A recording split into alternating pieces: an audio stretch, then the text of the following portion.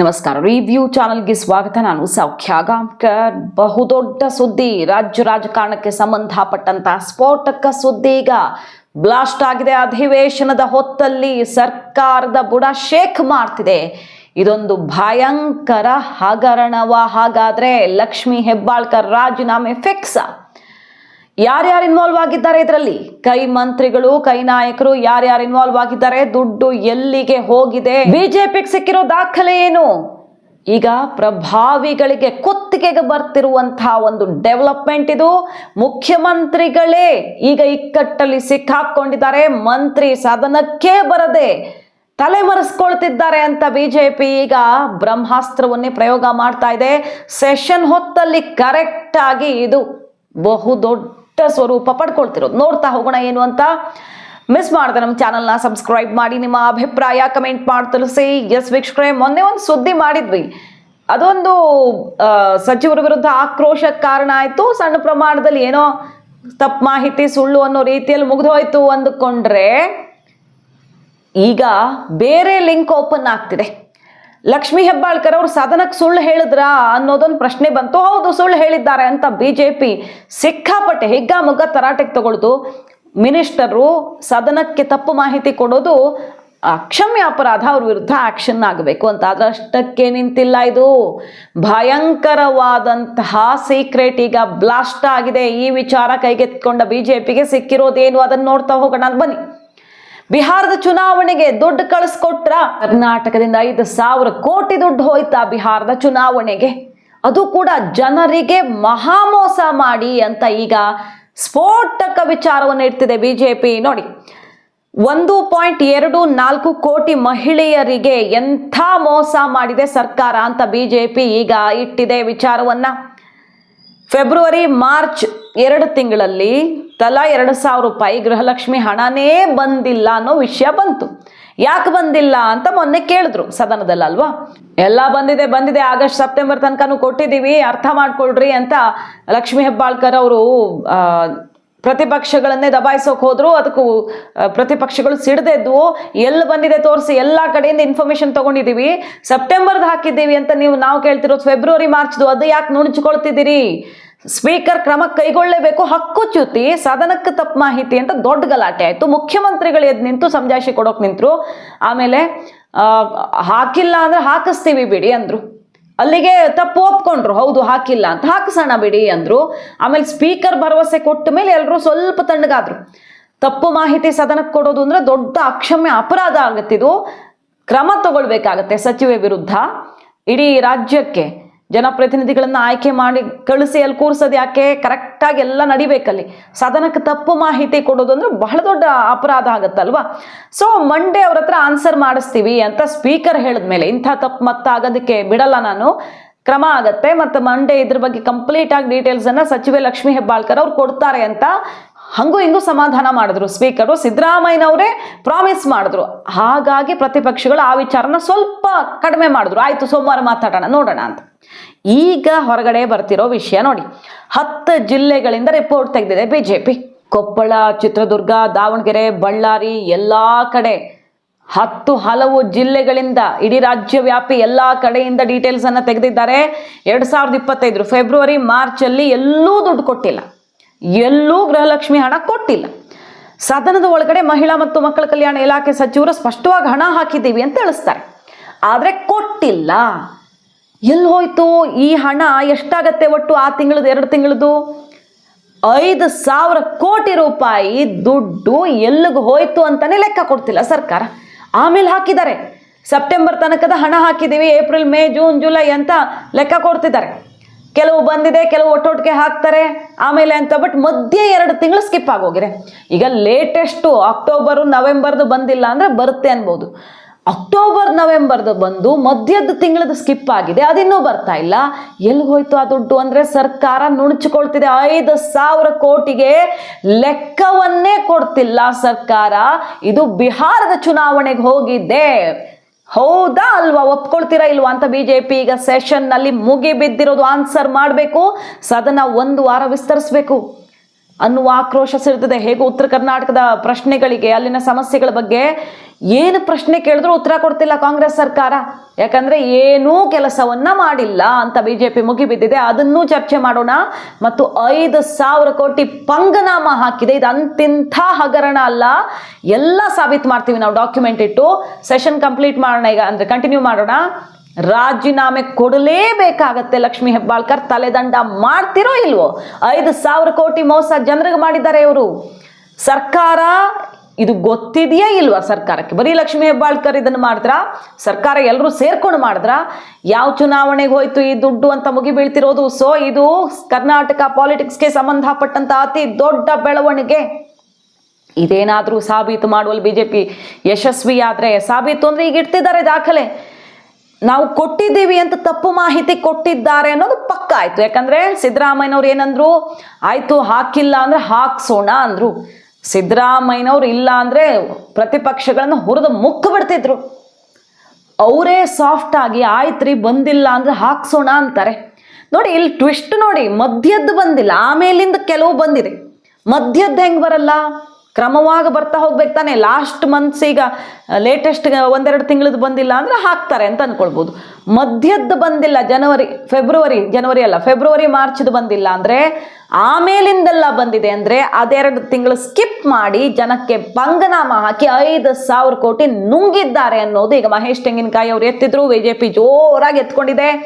5,000 ಕೋಟಿ ಎಲ್ಲಿ ಹೋಯ್ತು ಅನ್ನೋದಕ್ಕೆ ಲೆಕ್ಕವನ್ನ ರಾಜ್ಯದ ಜನರ ಮುಂದೆ ಇಡ್ತೀರಾ? ಇಲ್ಲ ಫಸ್ಟ್ ಲಕ್ಷ್ಮೀ ಹೆಬ್ಬಾಳ್ಕರ್ ರಾಜೀನಾಮೆ ತಗೊಂಡು ಆಮೇಲೆ ಆಕ್ಷನ್ ಮಾಡ್ತೀರಾ ಅಂತ ಮುಗಿ ಬಿದ್ದಿದ್ದಾರೆ. ಈಗ ಬರೋಬ್ಬರಿ 1.24 ಕೋಟಿ ಜನಕ್ಕೆ ಸೇರ್ಬೇಕಾಗಿದ್ದ ದುಡ್ಡು ಇದು.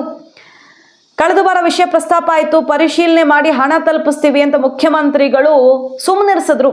ಆದರೆ ಸಚಿವೆ ಲಕ್ಷ್ಮೀ ಹೆಬ್ಬಾಳ್ಕರ್ ಅವರು ಆಗಸ್ಟ್ ವರೆಗೆ ಎಲ್ಲಾ ಫಲಾನುಭವಿಗಳಿಗೆ ಹಣ ತಲುಪಿದೆ ಅಂತ ಸದನಕ್ಕೆ ತಪ್ಪು ಮಾಹಿತಿ ಕೊಟ್ಟಿದ್ದಾರೆ. ತಪ್ಪು ಮಾಹಿತಿ ಕೊಟ್ಟಿದ್ದಕ್ಕಾಗಿ ಹಕ್ಕುಚ್ಯುತಿ ಮತ್ತೆ ಅವ್ರ ಮೇಲೆ ಬಿಗ್ ಆಕ್ಷನ್ ಆಗಬೇಕಾಗುತ್ತೆ. ಅದು ಭಯಂಕರ ಅಪರಾಧ. ಮಿನಿಸ್ಟರು ಸದನಕ್ಕೆ ತಪ್ಪು ಮಾಹಿತಿ ಕೊಡೋದು. ಇನ್ನೊಂದು 5,000 ರೂಪಾಯಿ ಗುಳುಂ ಸ್ವಾಹಾದ ವಿರುದ್ಧ ತಲೆದಂಡ. ಇದು ಎರಡೂ ಆಗಬೇಕು ಅಂತ ಬಿಜೆಪಿ ಈಗ ಮುಗಿ ಬಿದ್ದಿದೆ.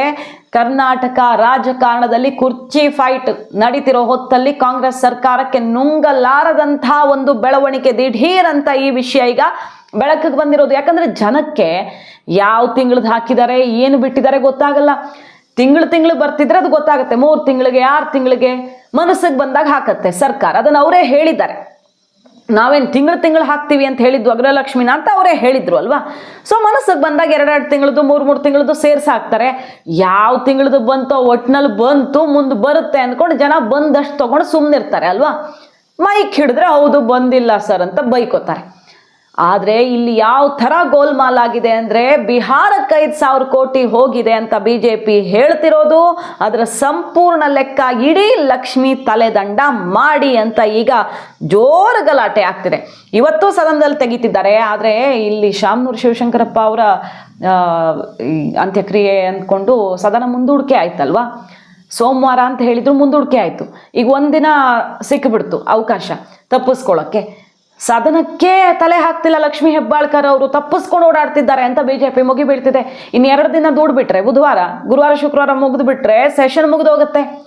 ಅಲ್ಲಿ ತನಕ ತಲೆ ಮರೆಸ್ಕೊಳಕ್ಕೆ ಹೋಗ್ತಿದ್ದಾರೆ ಲಕ್ಷ್ಮೀ ಹೆಬ್ಬಾಳ್ಕರ್ ಅವರು ಅಂತ ಬಿಜೆಪಿ ಹೇಳ್ತಿರೋದು.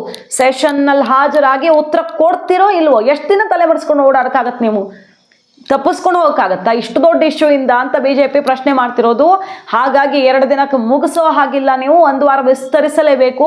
ಇದನ್ನ ಭಯಂಕರ ಸ್ವರೂಪದಲ್ಲಿ ಹೋರಾಟ ಮಾಡ್ತೀವಿ ನಾವು. ಉತ್ತರ ಕೊಡದಿದ್ರೆ ಸರ್ಕಾರಕ್ಕೆ ಕಂಟಕವಾಗತ್ತೆ. ಇದು ಇಷ್ಟು ದೊಡ್ಡ ದ್ರೋಹ ಓಪನ್ ಆಗಿ ಕಾಣಿಸುವಂಥದ್ದು. ಒಳಗೊಳಗೆ ಎಲ್ಲೋ ಹೊಡೆದ್ರು ಮತ್ತೊಂದು ಅಲ್ಲ. ಜನ ಖಾತೆಗೆ ಹಾಕೋ ದುಡ್ಡನ್ನ ಇನ್ನೆಲ್ಗೋ ಡೈವರ್ಟ್ ಮಾಡ್ತೀರಾ ಅಂದ್ರೆ, ಅಥವಾ ಇನ್ನೇನು ಮಾಡಿದ್ದೀರಾ ಅನ್ನೋದು ಗೊತ್ತಾಗಬೇಕಲ್ವಾ. ಅದು ಗೊತ್ತಾಗದೆ ಹೋದ್ರೆ ಮಾತ್ರ ಇದು ಸರ್ಕಾರದ ಅಸ್ತಿತ್ವ ಶೇಕ್ ಮಾಡುತ್ತೆ ಅಂತ ಬಿಜೆಪಿ ಈಗ ಮುಗಿ ಬಿದ್ದಿದೆ. ಫಸ್ಟ್ ರಾಜೀನಾಮೆ ಕೊಡಿ ಅಂತ. ನೋಡಿ, ನಾನು ಬಹಳ ಸ್ಪಷ್ಟವಾಗಿ ಮಾನ್ಯ ಸಚಿವರಿಗೆ ಗೃಹಲಕ್ಷ್ಮಿ ಬಗ್ಗೆ ಕೇಳಿದ್ದೆ. ಫೆಬ್ರವರಿ ಮತ್ತು ಮಾರ್ಚ್ 2 ತಿಂಗಳ ಹಣ ನೀವು ಈ ರಾಜ್ಯದ 1,24,00,000 ತಾಯಂದಿರಿಗೆ ಹಾಕಿಲ್ಲ ಅಂತಕ್ಕಂಥ ನನ್ನ ಪ್ರಶ್ನೆ ನೇರವಾಗಿತ್ತು. ಅದನ್ನು ದುಂಡು ಸುದ್ದಿ ಅವರು ಹೇಳಿದ್ದು ಆಗಸ್ಟ್ 2025ರವರೆಗೆ ಎಲ್ಲ ಕಂತುಗಳನ್ನು ಹಾಕಿನಿ ಅನ್ನತಕ್ಕಂಥದ್ದನ್ನು ಸ್ಪಷ್ಟೀಕರಣವನ್ನು ಅವರು ಹೌಸ್ನಲ್ಲಿ ಕೊಟ್ಟಿದ್ದಾರೆ.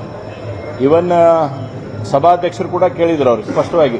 ಅವ್ರು ಕೇಳ್ತಾ ಇರೋದು ಫೆಬ್ರವರಿ ಮತ್ತು ಮಾರ್ಚ್ ಅಂತ ಹೇಳಿದಾಗೂ ಮಾನ್ಯ ಅಧ್ಯಕ್ಷರೇ 2025 ಆಗಸ್ಟ್ವರೆಗೆ ಕೊಟ್ಟಿದ್ದೀನಿ ಅಂತಕ್ಕಂಥ ಮಾಹಿತಿಯನ್ನು ಮಾನ್ಯ ಸಭಾಧ್ಯಕ್ಷರು ಹೇಳಿದರು. ನಮ್ಮ ವಿರೋಧ ಪಕ್ಷ ನಾಯಕರು ಕೇಳಿದ್ರು, ನಮ್ಮ ಸುನೀಲ್ ಕುಮಾರ್ ಅವರು ಕೇಳಿದ್ಮೇಲೆ ಕೂಡ ಅವರು ಸ್ಪಷ್ಟವಾಗಿ ಹೇಳಿದ್ದು ಆಗಸ್ಟ್ 2025. ನನ್ನ ಪ್ರಶ್ನೆ ಇಷ್ಟೇ ಇತ್ತು, ಫೆಬ್ರವರಿ ಮತ್ತು ಮಾರ್ಚ್ 2025 ಹಾಕಿಲ್ಲ ಅನ್ನುವಂಥದ್ದಿತ್ತು. ನಾನು ಅದಕ್ಕೆ ಸಂಬಂಧಪಟ್ಟಿರ್ತಕ್ಕಂಥ ದಾಖಲೆಗಳನ್ನು ಕೂಡ ಇವತ್ತು ನಾನು ರಿಲೀಸ್ ಮಾಡಿದ್ದೇನೆ. ಎಲ್ಲ ದಾಖಲೆಗಳನ್ನು ಅವ್ರ ಮುಂದೆ ಇಡ್ತಕ್ಕಂಥ ಕೆಲಸವನ್ನು ಮಾಡಿದ್ದೇನೆ. ಈಗ ಅವರು ನಿನ್ನೆ ದಿವಸ ಬಂದು ಸದನದಲ್ಲಿ ಉತ್ತರವನ್ನು ಕೊಡಬೇಕಾಗಿತ್ತು. ಯಾವ ಕಾರಣಕ್ಕಾಗಿ ಬಂದಾರ ನನಗೆ ಗೊತ್ತಿಲ್ಲ. ಬಟ್ ಸ್ಪೀಕರ್ ಸಾಹೇಬರು ಹೇಳಿದರು ಮಧ್ಯಾಹ್ನ ಮೇಲೆ ಬಂದು ಅವ್ರು ನಿಮ್ಗೆ ಕೊಡ್ತಾರೆ ಅಂತಕ್ಕಂಥ ಮಾಹಿತಿಯನ್ನು ಕೊಟ್ಟರು. ಆದರೆ ಮಧ್ಯಾಹ್ನದ ನಂತರ ನಾನು ರಾತ್ರಿ ಮಟ್ಟ ಕಾದೆ, ಆದರೆ ಮಾನ್ಯ ಸಚಿವರು ಬಂದಿಲ್ಲ. ಇವತ್ತು ಕೂಡ ನೋಡ್ತೇವೆ ಎಷ್ಟೊತ್ತಿಗೆ ಬರ್ತಾರೆ, ಏನು ಬರ್ತಾರೆ ಅಂತೇಳಿ. ಇಲ್ಲ ಅಂದರೆ ನಮ್ಮ ಮುಂದಿನ ನಿರ್ಧಾರವನ್ನು ಏನನ್ನೋಂಥ ಪ್ರಕಟವನ್ನು ನಾವು ಮಾಡ್ತೀವಿ. ನೋಡಿ, ನಾನು ಇಷ್ಟೇ ಕೇಳ್ತೀನಿ. ಈಗ ಅವರು ಸಚಿವರು ಏನು ಹೇಳಿದಾರೆ, ಆಗಸ್ಟ್ 2025 ಎಲ್ಲ ಹಣವನ್ನು ನಾವು ಕೊಟ್ಟಿದ್ದೇವೆ ಅಂತ ಹೇಳಿದ್ದಾರೆ. ಹಾಗಾದರೆ ಅವ್ರು ಕೊಟ್ಟಿದ್ದೇವೆ ಅಂತ ನಾನು ಹೇಳಿದ್ರೆ ನೀವು ಕೊಟ್ಟಿಲ್ಲ ಅಂತ ಹೇಳಿದೆ. ಬಟ್ ಅವ್ರು ಕೊಟ್ಟೇವೆ ಅಂತ ಹೇಳಿದ್ರೆ ಹಾಗಾದ್ರೆ 5,000 ಕೋಟಿ ಎಲ್ಲೋಯ್ತು ಅನ್ನೋಂಥದ್ದನ್ನು ಸಚಿವರು ಉತ್ತರ ಕೊಡಬೇಕಲ್ಲ. ಈಗ ಅವ್ರು ಹೇಳ್ಯಾರ ನಾವು ದುಡ್ಡು ಹಾಕೇವಿ ಅಂತ ಹೇಳ್ಯಾರ. ಆಗಸ್ಟ್ 2025 ಮಟ್ಟ ನಾವು ದುಡ್ಡು ಹಾಕೇವೆ ಅಂತ ಹೇಳ್ಯಾರ. ನಾನು ದುಡ್ಡು ಹಾಕಿಲ್ಲ ಅಂತೇಳಿ ದಾಖಲೆಗಳನ್ನು ಬಿಡುಗಡೆ ಮಾಡಿದ್ದೇನೆ. ಇವತ್ತು ಅವರ ಉಪನಿರ್ದೇಶಕರ 10 ಜಿಲ್ಲೆಗಳಿಂದ ಉಪನಿರ್ದೇಶಕರ ಮಾಹಿತಿಯನ್ನು ನಾನು ಇವತ್ತು ಕೊಟ್ಟಿದ್ದೇನೆ ಸದನಕ್ಕೆ. ಹಾಗಾದ್ರೆ ಆ ದುಡ್ಡು ಎಲ್ಲಿ ಹೋಯಿತು ಅಂತಕ್ಕಂಥ ಮಾಹಿತಿಯನ್ನು ಅವ್ರು ಕೊಡಬೇಕು. ಈಗ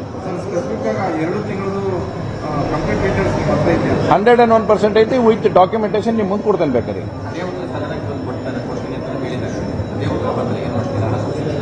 ನೋಡಿ, ಡೆಫಿನೆಟ್ಲಿ ಅವರು ಆ ಉತ್ತರ ಕೊಡಕ್ಕೆ ಸಾಧ್ಯನೇ ಇಲ್ಲ. ನಾನು ಚುಕ್ಕೆ ಗುರುತಿನ ಪ್ರಶ್ನೆ 47ರಲ್ಲಿ 9ನೇ ತಾರೀಕು ಸ್ಪಷ್ಟವಾಗಿ ಕೇಳಿದ್ದೀನಿ. ಫೆಬ್ರವರಿ ಮತ್ತು ಮಾರ್ಚ್ 2 ತಿಂಗಳ ಹಣ ಹಾಕಿರಾ ಅಂತಂದು ಕೇಳಿದ್ದೀನಿ. ಹಾಕಿಲ್ಲ ಅಂತ ನಾನು ಹೇಳಿದ್ದವ್ರಿಗೆ. ಆದ್ರೆ ಅವ್ರು ಹೇಳ್ತಾರೆ ಹಾಕೇನೆ ಅಂತ. ಹಾಕೇನೆ ಅಂತಂದ್ರೆ ಆ ದುಡ್ಡು ಎಲ್ಲೋಯ್ತು ಅನ್ನೋ ಸ್ಪಷ್ಟೀಕರಣ ಕೊಡಲಿಲ್ಲ. ಅದು ಸುಳ್ಳು, 100% ಸುಳ್ಳು. ಅದರಲ್ಲಿ ಏನು ಪ್ರಶ್ನೆನೇ ಇಲ್ಲ. ಇವಾಗ 101% ಸುಳ್ಳೈತೆ. ಫೆಬ್ರವರಿ ಮತ್ತು ಮಾರ್ಚ್ ದುಡ್ಡನ್ನು ತಾಯಂದ್ರಿಗೆ ಹಾಕಿಲ್ಲ.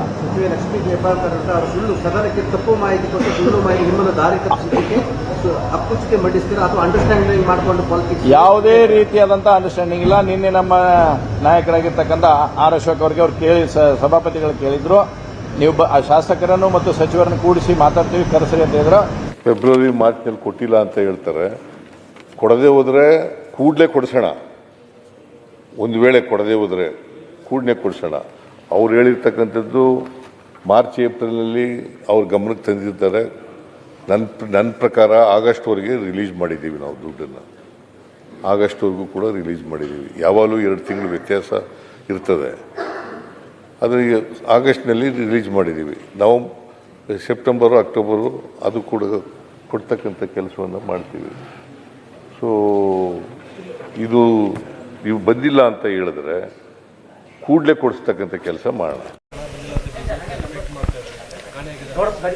ಯಾರು ಹೇಳಿದ್ರು? ಕಾಣೆನೂ ಆಗಿಲ್ಲ, ಗೃಹಲಕ್ಷ್ಮಿ ಹಣನೂ ಕೂಡ ನಾವು ಬಿಡುಗಡೆ ಮಾಡಿದ್ದೀವಿ. ಈಗ ಸದನಕ್ಕೆ ಹೋಗ್ತಾ ಇದ್ದೀನಿ, ಸದನದಲ್ಲಿ ಚರ್ಚೆ ಆಗಲಿ. ಮೊನ್ನೆ ಮುಖ್ಯಮಂತ್ರಿಯವರು ಹೇಳಿದ್ದಾರೆ. ಸೊ ಏನೇನಾಗುತ್ತೆ ಸದನದಲ್ಲೇ ಉತ್ತರ ಕೊಡ್ತೀವಿ. ಕಾಣೆ ಆಗಲಿಕ್ಕೆ ಹೇಳಿದ ಮಾತಂಗೆ ನಡ್ಕೊಳ್ಳೋಕ್ಕೆ ಇದು BJP ಅಲ್ಲ, ಇದು ಕಾಂಗ್ರೆಸ್ ಗ್ಯಾರಂಟಿ, ಇದು BJP ಗ್ಯಾರಂಟಿ ಅಲ್ಲ. ನೋಡಿ, ನಾನು ಯಾವತ್ತಿದ್ರೂ ಒಂದು ಮಾತನ್ನ ಹೇಳ್ತಾ ಇರ್ತೀನಿ. ಬಿಹಾರಕ್ಕೆ ಯೂಸ್ ಮಾಡಿದಾರೋ ಹರಿಯಾಣಕ್ಕೆ ಯೂಸ್ ಮಾಡಿದಾರೋ ಅದು BJPಗೆ ಬಿಟ್ಟಂಥ ವಿಚಾರ. ಒಂದು ಮಾತನ್ನು ಹೇಳ್ತೀನಿ, ಸದನದಲ್ಲಿ ಸ್ಪಷ್ಟವಾಗಿ ನಾನು ಹೇಳಿದ್ದೀನಿ. 43 ಕಂತನ್ನು ಹಾಕಿದ್ದೀವಿ, 23 ಕಂತನ್ನು ಹಾಕಿದ್ದೀವಿ. 46,000 ರೂಪಾಯಿ ಇಲ್ಲಿಯವರೆಗೆ ಆಗಿದೆ. ಆಗಸ್ಟ್ವರೆಗೆ ಕ್ಲಿಯರ್ ಮಾಡಿದ್ದೀನಿ ಅಂತ. ಇವತ್ತು ಕೂಡ ನಾನು ಅದಕ್ಕೆ ಬದ್ಧ. ಫೆಬ್ರವರಿ ಮಾರ್ಚ್ದು ಹಣ ಬಂದಿಲ್ಲ ಅನ್ನುವಂಥದ್ದು ಮತ್ತು ಎಲ್ಲರಿಗೂ ಹಣ ಬಂದಿಲ್ಲ, ಕೆಲವರಿಗೆ 1 ತಿಂಗಳು ಬರುತ್ತೆ, ಇನ್ನೊಂದು ತಿಂಗಳು ಬರಲ್ಲ ಅನ್ನುವಂಥ ದೂರುಗಳೇನಿದ್ದಾವೆ, ಈ ದೂರಿನ ಸತ್ಯಾಸತ್ಯತೆಯನ್ನ ಪರಿಶೀಲನೆ ಮಾಡೋದಕ್ಕೆ ಸರ್ಕಾರ ನ್ಯಾಯಾಂಗ ತನಿಖೆ ಮಾಡಲಿ. ಈಗ ಮಾನ್ಯ ಸಚಿವರು ಹೇಳ್ತಿರೋ ಸತ್ಯನೋ ಅಥವಾ ವಿಧಾನಸಭೆಯ ಸದಸ್ಯರು ಮಾಡಿದ ಆರೋಪ ಸತ್ಯನೋ ಗೊತ್ತಾಗಲಿ.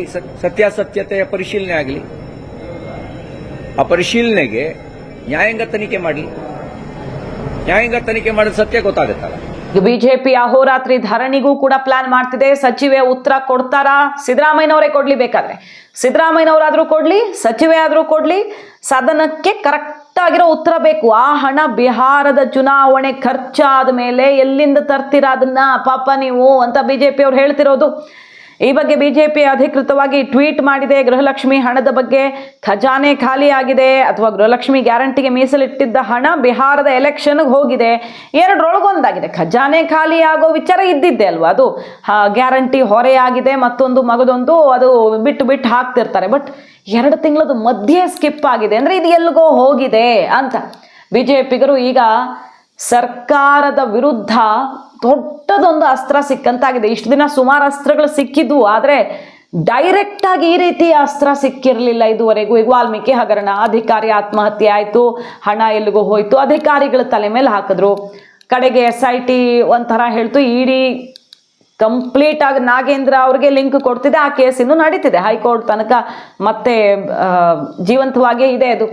ಈಗ ಮೂಡಾ ಕೇಸು ಅದು ಕೂಡ ಡೈರೆಕ್ಟ್ಲಿ ಕನೆಕ್ಟೆಡ್ ಆಗಲಿಲ್ಲ, ಆರೋಪಗಳು ಸುತ್ತಮುತ್ತ ಬಂದವು. ಆದರೆ ಇಲ್ಲಿ ಖಾತೆಗೆ ಹಾಕೋ ಹಣ ಮಧ್ಯದಲ್ಲಿ ಸ್ಕಿಪ್ ಆಗಿದೆ.